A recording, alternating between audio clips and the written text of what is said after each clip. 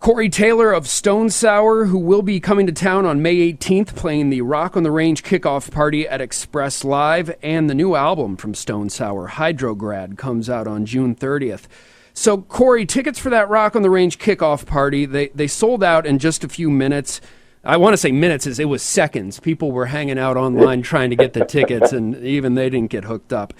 To give you an idea of the venue there at Express Live, it's one of those indoor-outdoor venues where you can have a show indoor or outdoor. Occasionally, if it'll sell out inside, they'll move the show outside because there's almost double the capacity out there.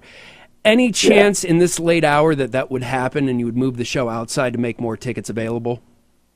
I mean, I haven't heard anything, but I mean, anything's possible. I know we had talked about it, but at the same time, you know, it's always, you know, the old adage for entertainment is still true. Leave them wanting more. You know what I'm saying? So if you open too much up, you know, that there won't be anybody when you come back next time. You got to leave that sense of urgency. And for me, I would rather have that sold-out show, play that sold-out show, and have all those people go away and psych everyone up for that next show.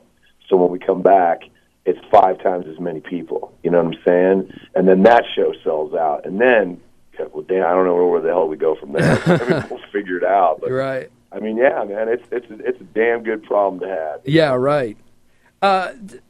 Now, it is the Rock on the Range kickoff party that you're playing, and bands have been known, even if they're not playing Rock on the Range, to show up there. I know Jacoby Shaddix from Papa Roach was hanging out last year, even though his band wasn't playing.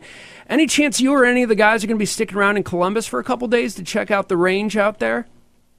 Well, I know we're going to be there for at least one day. Yeah, we're gonna be hanging out, just kind of wandering around, and you know, hanging out with our buddies and doing a bunch of press and stuff, you know, just kind of touching base with everybody, you know. So that's going to be really cool. We're really looking forward to it.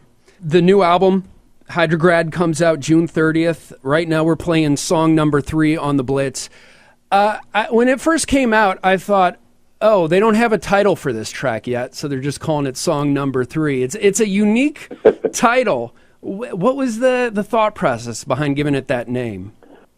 Well, I mean, honestly, there's a reason that song is called song number 3, but I'm keeping it a little closer to my chest, just for the fact that the song means a lot to me, you know, and I, you know, when it comes to stuff like that, I just like to, you know, I just like to leave people wondering, you know.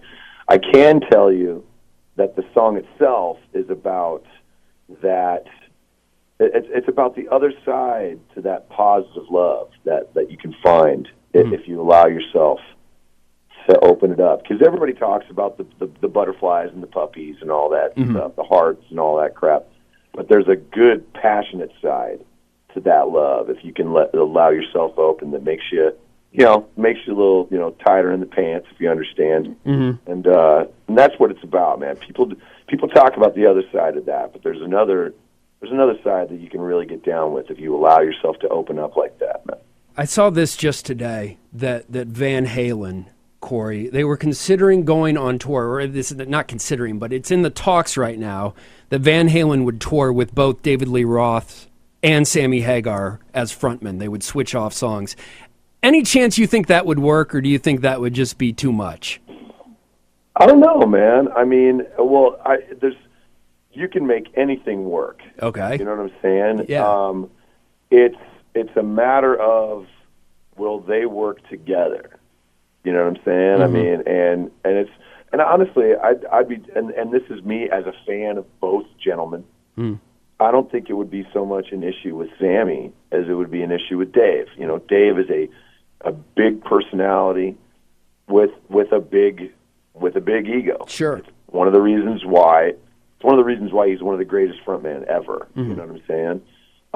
Sammy, just as good, but he's still very down to earth, man. I met Sammy a long time ago, and he was one of the coolest dudes I've ever met on the planet. You know, and that's not saying anything negative against either of those guys, but there's something about being the main man on that stage. You know, It's about working the crowd. It's about running the show. It's about making sure that everyone is having a great time. It's about making sure everything runs smoothly.